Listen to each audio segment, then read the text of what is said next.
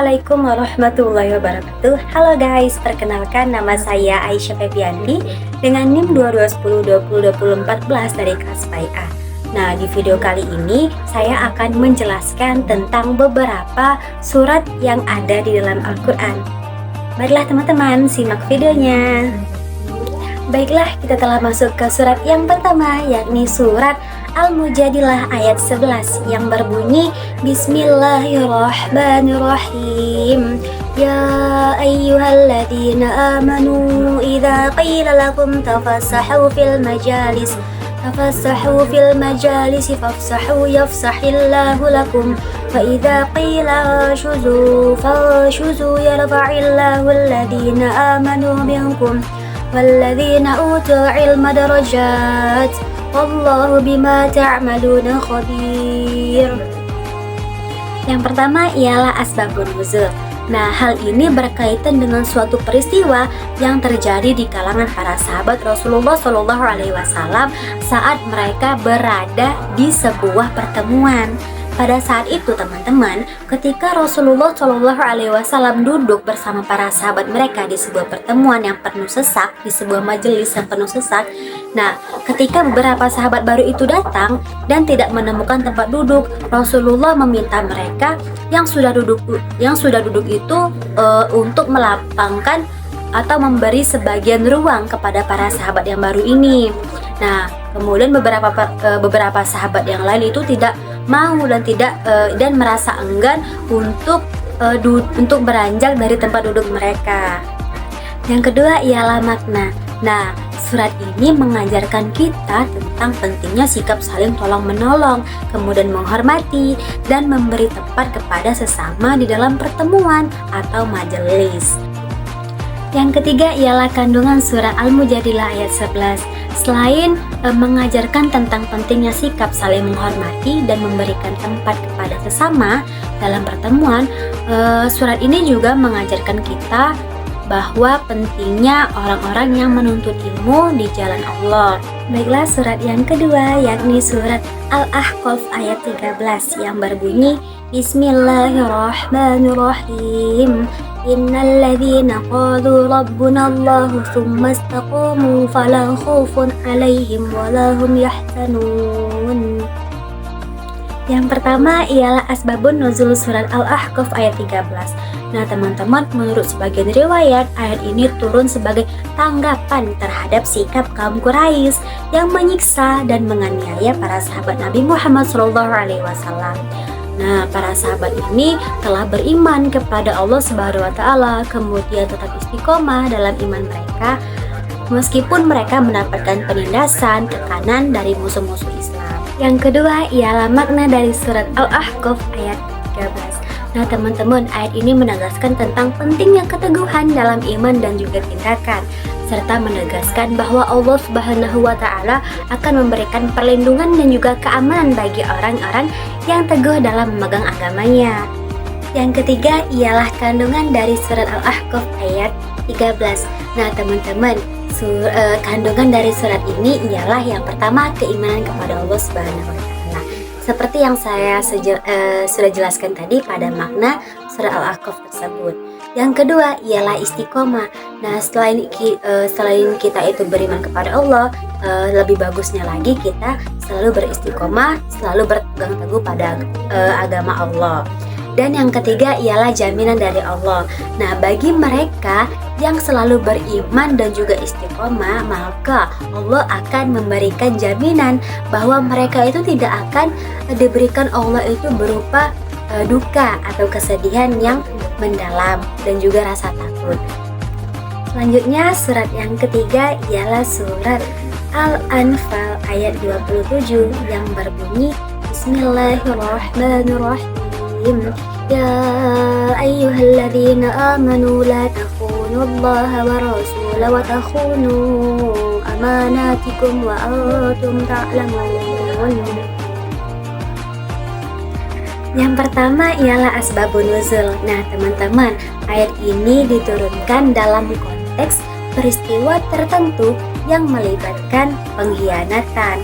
Salah satu riwayat yang menyebutkan bahwa ayat ini berkaitan dengan kejadian tersebut di mana beberapa muslim itu hampir saja mengkhianati kepercayaan dengan membocorkan rahasia kepada musuh.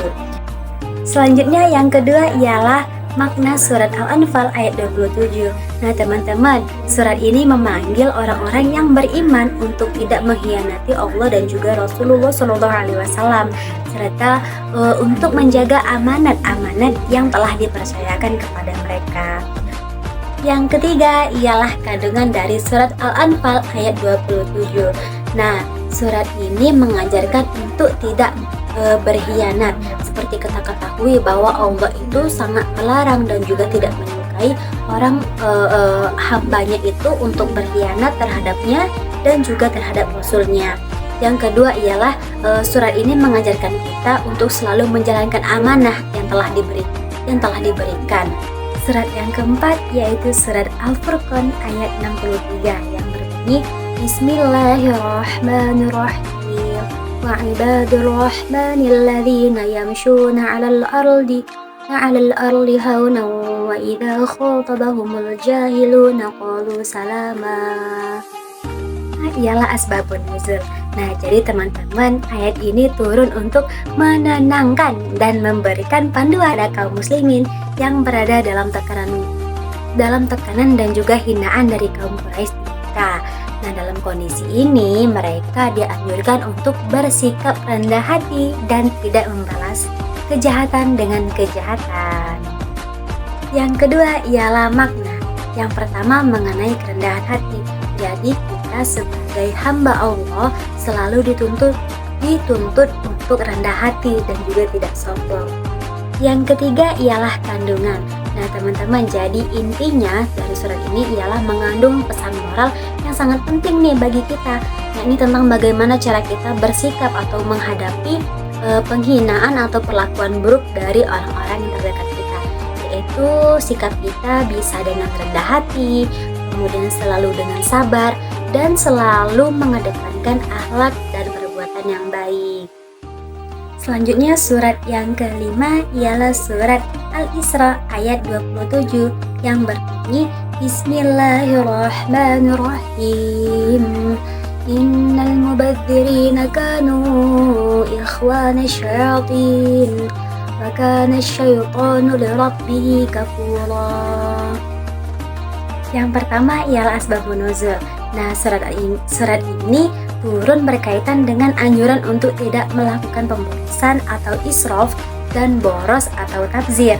Ayat ini turun sebagai peringatan terhadap perilaku boros dan dihubungkan dengan setan.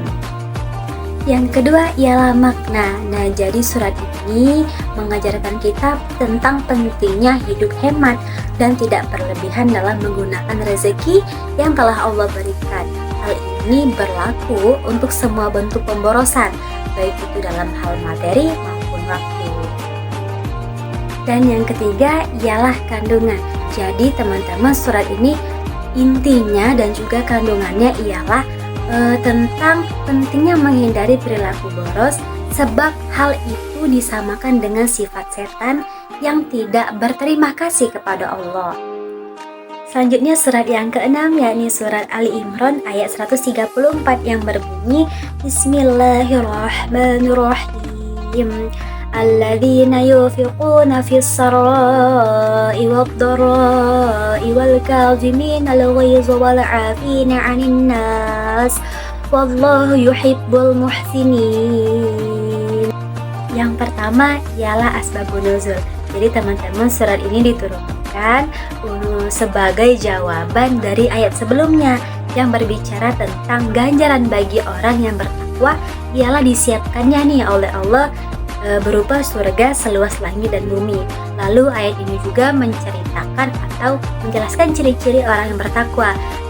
Yang kedua ialah makna. Jadi teman-teman, surat ini menekankan kepada kita untuk selalu memiliki keimanan yang kuat dan juga kokoh dan berpegang teguh pada agama Allah. Yang ketiga ialah kandungan. Nah, jadi kandungan ataupun isi yang terdapat dalam surat ini ialah yang pertama, berinfak di waktu lapang maupun sempit. Yang kedua ialah menahan amarah. Dan yang ketiga ialah memaafkan kesalahan orang lain. Selanjutnya surat yang ketujuh, yakni surat An-Nas yang berbunyi Bismillahirrahmanirrahim. Qul a'udzu birabbin nas, malikin nas, ilahin nas, min syarril waswasil khannas, alladzi yuwaswisu fi sudurin nas, minal jinnati wan nas. Yang pertama ialah asbabun nuzul. Jadi surat An-Nas ini mempunyai asbabun nuzul pada suatu kisah. Jadi Nabi Muhammad SAW itu terkena suatu penyakit yang cukup parah. Nah, sehingga Allah itu mengutus dua malaikat untuk menjenguknya. Malaikat pertama ada di dekat kepala, dan malaikat kedua ada di dekat kaki. Nah, kemudian malaikat ini berbincang, akhirnya mengetahui bahwa Nabi Muhammad ini terkena sihir dari kaum Yahudi yang bernama Thabit ibnu al-Asham. Nah, jadi kemudian malaikat menyuruh Nabi Muhammad untuk pergi ke sumur si Fulan, yang dimana itu ada sebuah kotak yang berisinya itu 11 sampul tali. Jadi dikeringkanlah sumur tersebut, kemudian mengangkat batu, dan ada kotak yang berisi 11 sampul tali tersebut. Kemudian malaikat menganjurkan Nabi Muhammad untuk membaca surat An-Nas. Nah, setelah Nabi Muhammad itu membaca surat An-Nas, barulah terbuka satu persatu tali-tali tersebut.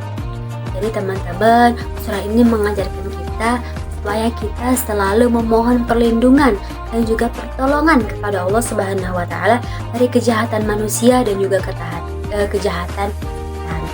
Yang ketiga ialah kandungan. Jadi aspek penting yang terkandung dalam surat ini ialah surat ini mengajarkan dan juga mengandung supaya kita itu selalu memohon pertolongan kepada Allah. Jadi surat ini sering dijadikan sebagai bacaan zikir, baik itu zikir pagi maupun zikir petang.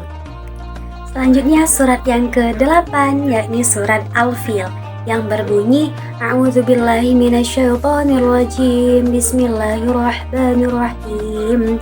Alam tara kaifa fa'ala rabbuka bi ashabil fil, alam yaj'al kaidahum fi tadlil, wa arsala 'alaihim tayran ababil tarmihim bihijaratin min sijil faj'alahum ka'asfin ma'kul.